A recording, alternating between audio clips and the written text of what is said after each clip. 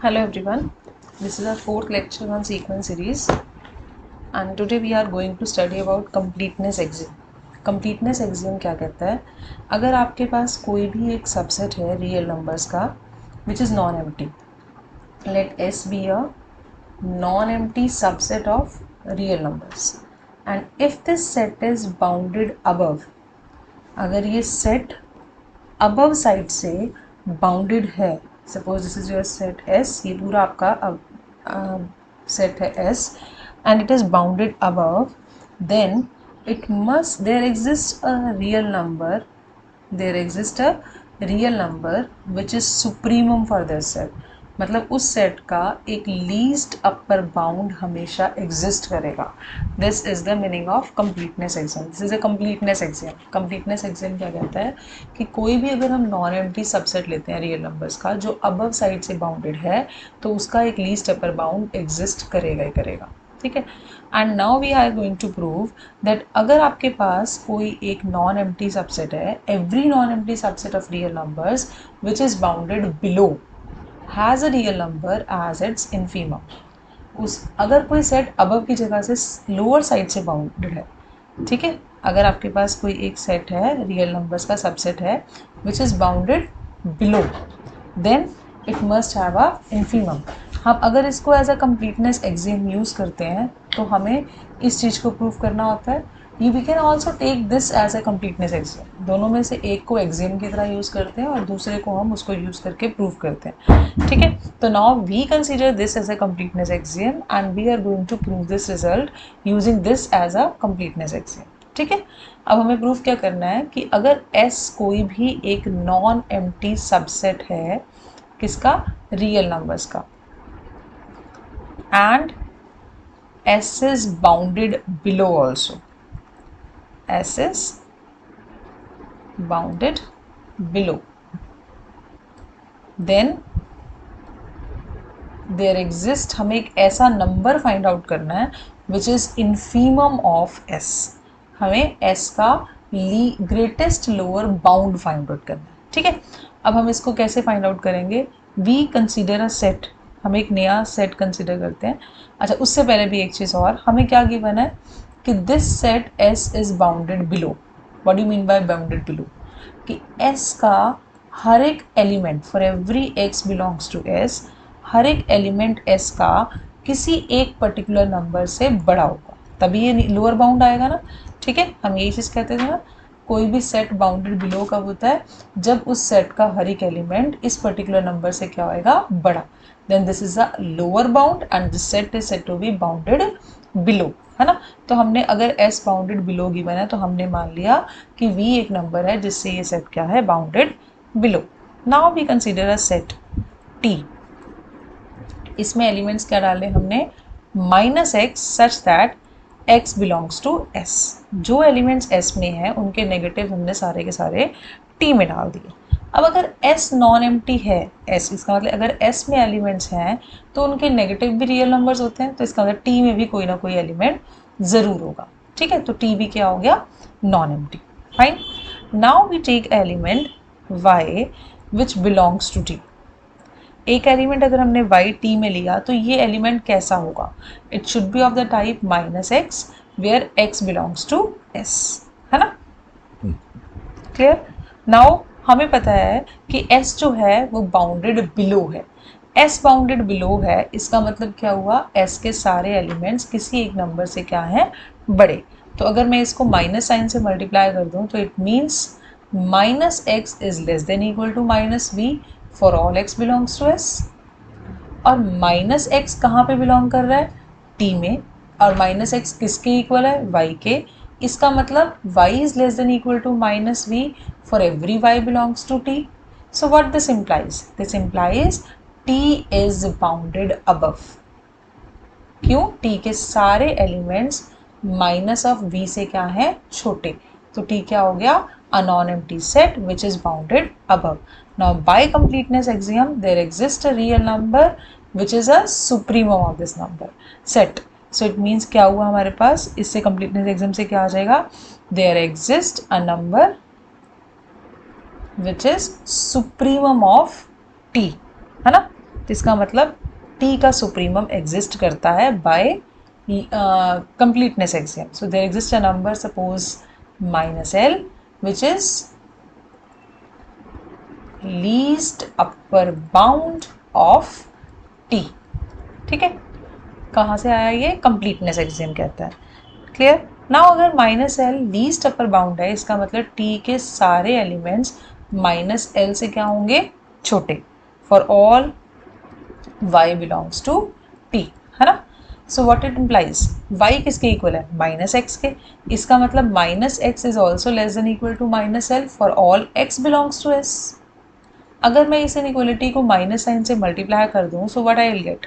If I multiply this inequality by negative sign, what I will get? X is greater than equal to L for every x belongs to S. इसका मतलब x S का हर element L से बड़ा है, तो L S के लिए क्या बन गया? It is a lower bound.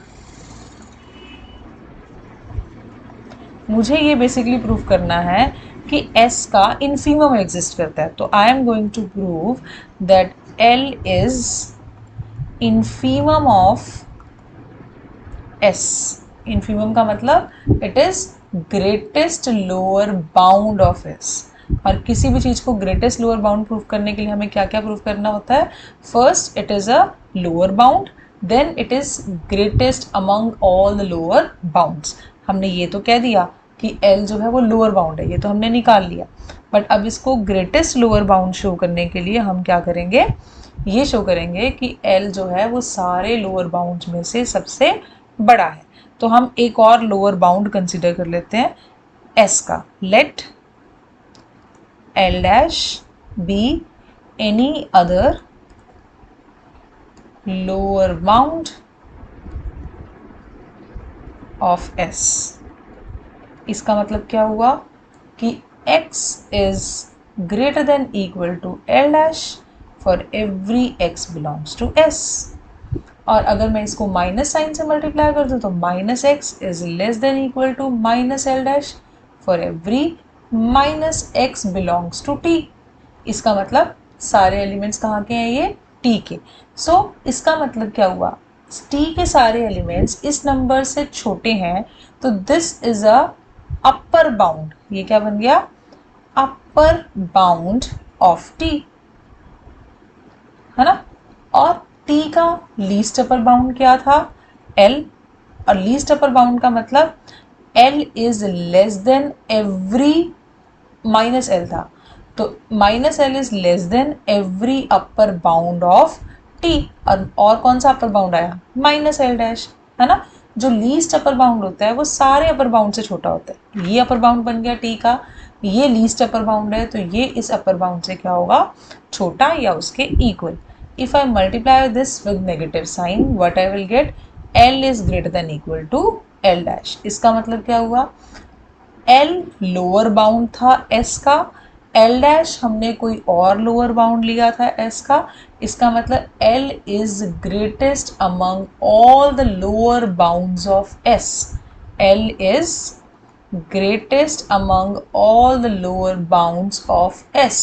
इसका मतलब एस एल क्या बन गया? It is a greatest lower bound of S. इसका मतलब एस का इन्फीमम एग्जिस्ट करता है. ठीक है, हम उल्टा भी मान सकते थे. हम ये भी कह सकते थे कि जो हमने थ्योरम प्रूफ की है it is your completeness axiom, and जो आपका एक्सियम माना है हमने उसको भी आप प्रूफ कर सकते थे. ठीक है. Now the next result is Archimedean property. Archimedean property क्या कहती है कि अगर x और y कोई भी दो पॉजिटिव रियल नंबर्स हैं, then there exist a natural number n such that nx is greater than y. ठीक है, क्या मतलब है इसका? किसी भी अगर कोई भी हम दो पॉजिटिव नंबर्स रियल नंबर्स लें तो उनके कॉरेस्पॉन्डिंग एक नेचुरल नंबर n ऐसा ज़रूर मिलता है जिसको उन दोनों में से किसी भी एक नंबर से मल्टीप्लाई करें तो वो नंबर जो मल्टीप्लिकेशन वाला आता है वो दूसरे नंबर से क्या हो जाता है? बड़ा. ठीक है, we have to prove nx is greater than y, but we are considering the opposite thing. हम मान लेते हैं कि जो nx है वो क्या है? हम मान लेते हैं जो nx है that is less than equal to y for every n belongs to n. ठीक है, हम उससे उल्टा मान के चलते हैं जो हमें प्रूव करना. then we reach on a contradiction. Now nx अगर less than equal to y है तो हम एक set बना लेते हैं s which contains all the numbers of the type nx where n belongs to natural numbers. x एक real number था तो उससे मल्टीप्लाई कर उसको किसी भी नेचुरल नंबर से मल्टीप्लाई किया तो वो सारे के सारे कहाँ डाल लिए हमने सेट s में. ठीक है, 1 एक नेचुरल नंबर है तो x can be written as 1 into x. It means it is of the form nx, therefore it belongs to s. This implies s is not a empty set. इसमें एक element belong कर गया तो ये non empty set है. ये non empty set है, it is bounded above by y. सारे एलिमेंट्स जो है सेट के वो y से छोटे हैं. इसका मतलब क्या हुआ? This implies s is a non empty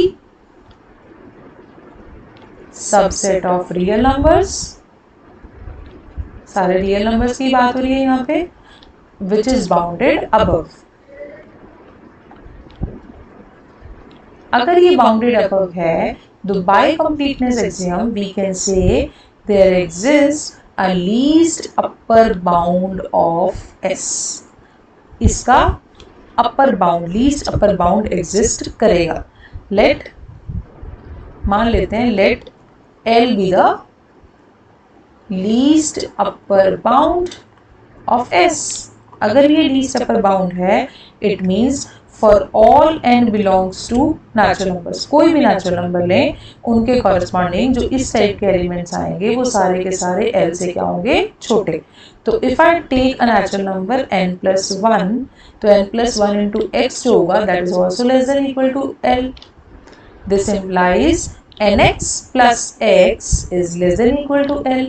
This holds for every n belongs to natural numbers, है ना? So now what it means? nx is less than equal to L minus x for every n belongs to natural numbers. और जो s के elements हैं वो किस type के हैं? x को किसी न किसी नेचुरल नंबर से मल्टीप्लाई करना है. इसका मतलब s के सारे एलिमेंट्स l माइनस x से क्या हो गए? छोटे. इसका मतलब l माइनस x क्या हो गया?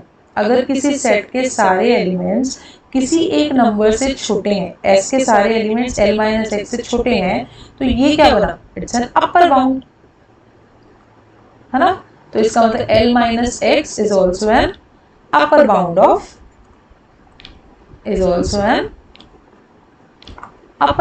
s. फाइन. और अपर बाउंड ऑफ s जो होते हैं, लीस्ट अपर बाउंड सारे अपर बाउंड में से सबसे छोटा अपर बाउंड होता है ना? तो इसका मतलब क्या हुआ? This implies least upper bound क्या था? L. It means L is either less than और equal to L minus x, which is a contradiction. क्यों? L में से एक रियल नंबर माइनस कर दिया तो क्या वो नंबर L से L के इक्वल हो सकता है या उससे बड़ा हो सकता है? नहीं. इट मींस जो हमने सपोज किया था that is wrong. And it means हमने क्या सपोज किया था कि जो nx है that is less than equal to y. That is not possible. nx must be greater than y. Fine. It means our supposition is wrong. nx can not be less than equal to y. It must be greater than y. Fine. Now there are some corollaries based on this result. First is corollary 1, that is if x is greater than 0, then there exists a natural number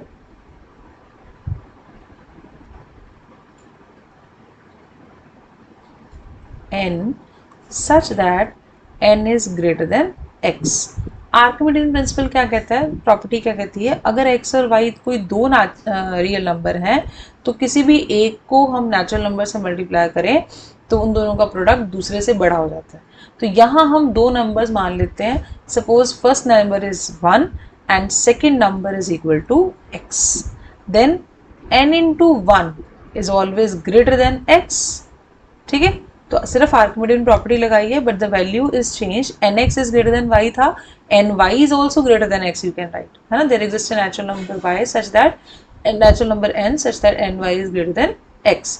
but हमने nx is greater than y के corresponding ही x को क्या मान लिया? 1 और y को क्या मान लिया? x. और ये वैल्यूज इस इक्वेशन में सब्स्टिट्यूट कर दी. So what you get? n into 1 is greater than x. So this proves your result, that is natural number n is greater than x. What it basically means, किसी भी positive real number से बड़ा natural number exist करता है, ठीक है, हर positive real number से बड़ा एक नेचुरल नंबर एग्जिस्ट करता है. This is the meaning of this result. Fine. Now the next corollary is, for every epsilon greater than 0, however small, कितना भी छोटा हो, there exists a natural number n such that 1 by n is less than epsilon. ठीक है, अब इसमें भी same वही आर्किमिडियन प्रॉपर्टी से ही हम इसको सॉल्व करेंगे. If I take x is equals to 1 by epsilon and substitute this value in your first corollary, then what you get, n is greater than 1 by epsilon, or epsilon is a positive number, so you can write multiply with epsilon, you will get this. Then epsilon is greater than 1 by n, and this is your result. Fine. So in this way you can do these results.